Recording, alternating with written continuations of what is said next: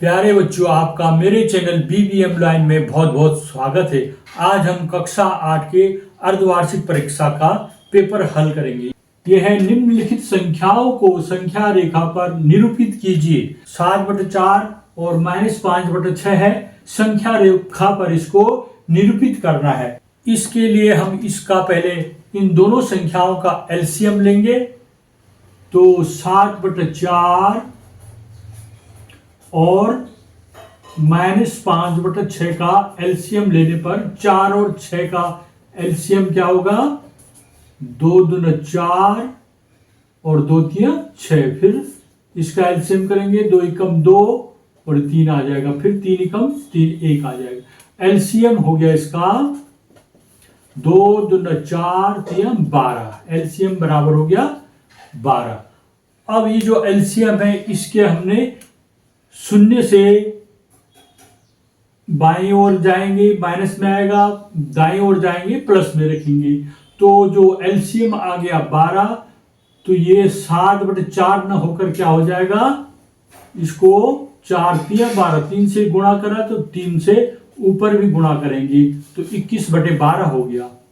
ये -5/6 है, इसको भी 12 करने के लिए 2 से गुणा करना पड़ रहा है, तो -10/12 इस तरह से ये हो जाएगा।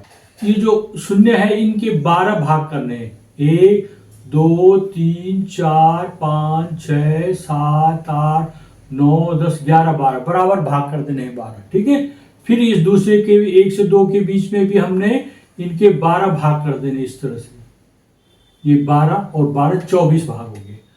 अगर हमको 7/4 दिखाना अर्थात 21/12 को संख्या रेखा पर प्रदर्शित करना है, तो यहां से यहां तक ये हो गया 12 और यहां से यहां तक 24 हो गया। हमें चाहिए 21, तो 21 करने के लिए क्या होगा? ये 12 हो गया यहां तक, 13 14 15 16 17 18 19 20 21।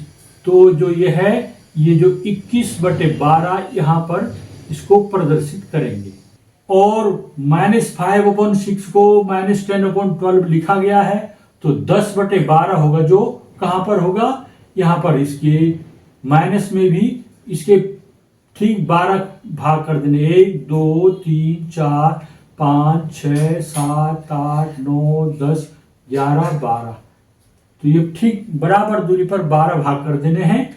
और ये जो 10/12 लिखा है, तो यहां से हमने गिनती करनी है छोटी रेखाओं की। 1 2 3 4 5 6 7 8 9 10 11 12।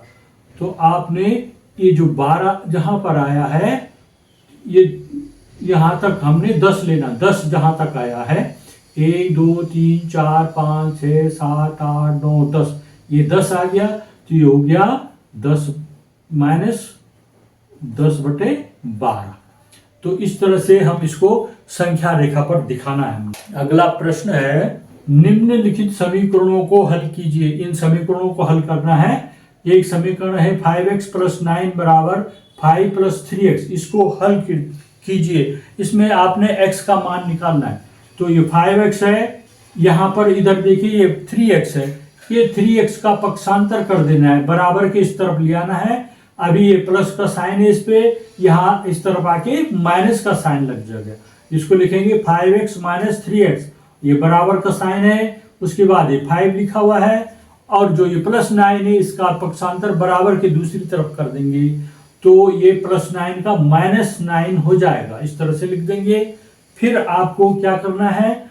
5x - 3x लिखा हुआ है, x को तो एक बार लिखना है, अक्षर को एक बार लिखिए और अंकों को घटा दीजिए। 5 में से 3 घटा के 2 आ गया, तो 2x हो गया। 2x बराबर बड़ी संख्या का चिन्ह यहाँ पर माइनस है और इसका साइन प्लस है, इसका माइनस है, तो क्या होगा? असमान चिन्ह आपस में घट जाते हैं। बड़ी संख्या का चिन्ह लगाते हैं, बड़ी संख्या का चिन्ह माइनस है, 9 में से 5 घटा के 4 आ गया।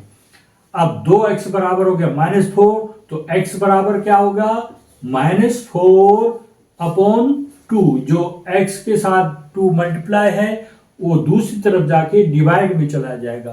तो ये 2 से हमने इसमें भाग देना है। 2 दूना 4, x का मान आ गया -2। इस तरह से हल करना है आपने। इसी तरह आप इसको हल कर दीजिए। 2x यहां पर है, 2x माइनस 9 बराबर 14 माइनस एक्स। तो 2x और जो ये माइनस एक्स है इसका पक्षांतर, x वालों को इधर ले आना है, जो प्योर संख्या है उनको दूसरी तरफ ले जाना है। तो ये माइनस एक्स का इधर प्लस एक्स हो जाएगा। ये 14 लिखा है 14 में से, और ये माइनस 9 पक्षांतर हो गए प्लस 9 हो जाएगा। इस तरह से लिख देंगे। अब 2x में से x जोड़ देंगे। x को एक बार लिखना है और 2 और यहां पर 1 मानना है। जहां पर संख्या न लिखी हो वहां पर 1 मानना है। तो 2 और 1 3x हो जाएगा। 3x बराबर 14 और 9 को जोड़ दीजिए। 9 और 4 13 को 3 और हासिल 1, 1 और 1 2। तो x बराबर क्या हो जाएगा, वही पक्षांतर कर दीजिए 23। अब भागा ये भाग में चला जाएगा, 23/3 इसका आंसर आएगा। ये एक प्रश्न है। 8x प्लस 4 बराबर 3 ब्रैकेट के अंदर x माइनस 1 प्लस 7, इसको हल कीजिए। तो आपने यहां पर ब्रैकेट खोलना है। ब्रैकेट कैसे खोलते हैं देखिए, पहले इसको लिख दीजिए 8x प्लस 4 इक्वल टू, जब आप ब्रैकेट को खोलेंगे तो ब्रैकेट के बाहर जो संख्या लिखी है उसको x के साथ भी गुणा करना है, फिर माइनस का चिन्ह लगाना, फिर 1 के साथ भी 3 का गुणा करना है, दोनों के साथ गुणा करना है। ब्रैकेट लगाने का मतलब ही यही है। तो आपको लिखना होगा 3x माइनस 3 1 जा 3, 3 एकम 3 और प्लस 7 लिखा है बाद में। अभी 8x इधर x के मान रखने, x के पद रखने। तो 8x ये प्लस 3x है, बराबर के इधर हो जाके माइनस 3x हो जाएगा। और ये माइनस 3 पहले से है, प्लस 7 भी है और माइनस 4 भी है इधर। ये माइनस 4 हो जाएगा, प्लस 4 पक्षांतर हो गए माइनस 4 हो जाएगा। 8 में से 3 घटा के क्या हो गया 5, 5x बराबर हो गया। अब इस पहले प्लस प्लस वाले साइन को जोड़ दो, 7 और 3 10 माइनस 4 हो जाएगा।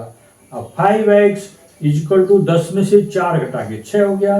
x इक्वल टू क्या हो जाएगा 6 जो x के साथ 5 गुणा है वो हर में चला जाएगा और 6/5। चौथे प्रश्न को कैसे हल करेंगे, इसका ब्रैकेट के अंदर है x प्लस 10 और बाहर 4 है। इस बाहर जो 4 है इस 4 से x को भी गुणा करना है, इस 4 से 10 को भी गुणा करना है। तो कीजिए 5x equal to 4x plus 4 को 10 से गुणा करो, 4 दशम की 40, इस तरह से लिख देना।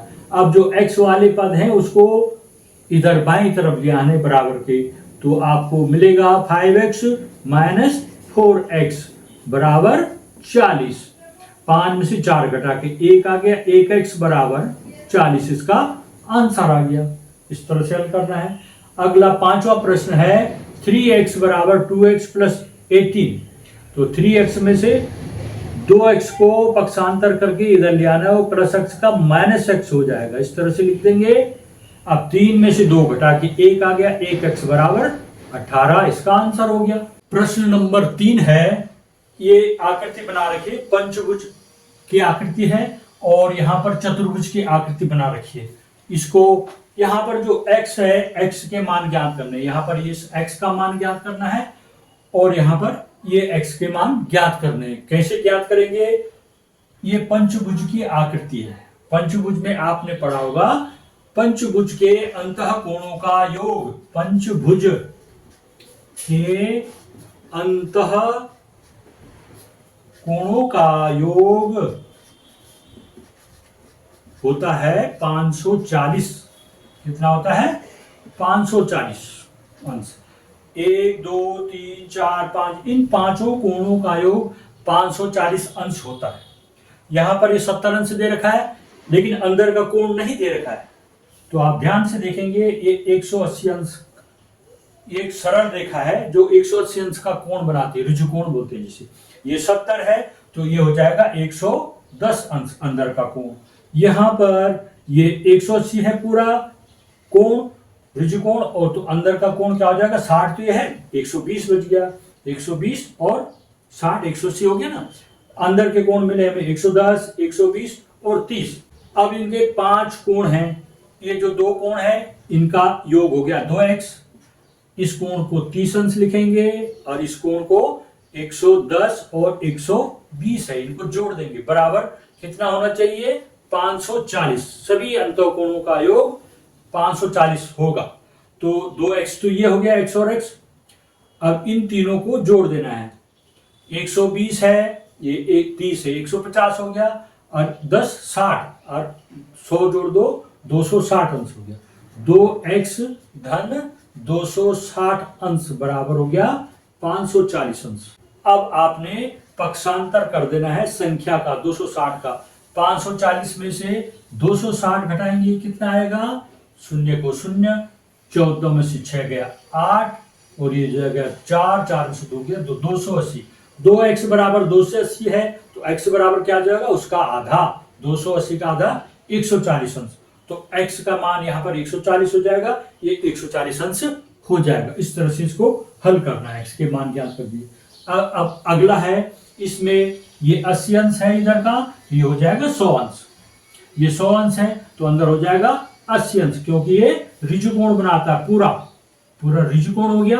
अब तो ये 100 है तो ये 80 हो जाएगा, ये 80 है तो 100 हो जाएगा। अब चतुर्भुज के चारों अंतःकोणों का योग कितना होता है, कोण A plus B plus C plus D, इन कोणों के क्या होते हैं मान 360 अंश। चतुर्भुज के चारों कोणों का योग 360 अंश होता है। 1 2 3 4 है ना। अब हमें 3 कोण दे रखे हैं, वो तो मालूम है हमें, x का मान हमने निकालना है। तो x प्लस 70 प्लस 80 प्लस 100, ये कितना होना चाहिए, 360 अंश होना चाहिए। तो x प्लस, इनको जोड़ दीजिए, 0 0 0 हो गया, ये 0 8 और 7 15 को 5 हासिल 1 और 1 और 1 2, 250 बराबर इधर 360 अंश है। तो x के साथ इसका हटा दो, पक्षांतर कर दो, 360 में से 250 घट जाएगा, कितना आएगा, 0 को 0, 6 में से 5 गया 1, 3 में से 2 गया 1, 110 अंश। यहाँ पर हो जाएगा 110 अंश x का मान। इस तरह से इसको हल करना है। मेरे चैनल को सब्सक्राइब कीजिएगा। अगर आपको ये वीडियो पसंद आ रही है तो आप वीडियो को लाइक कीजिएगा, कमेंट कीजिएगा और इसको शेयर भी कीजिएगा। अगर आप इस चैनल में नए हैं तो मेरे चैनल को सब्सक्राइब भी कीजिएगा। धन्यवाद।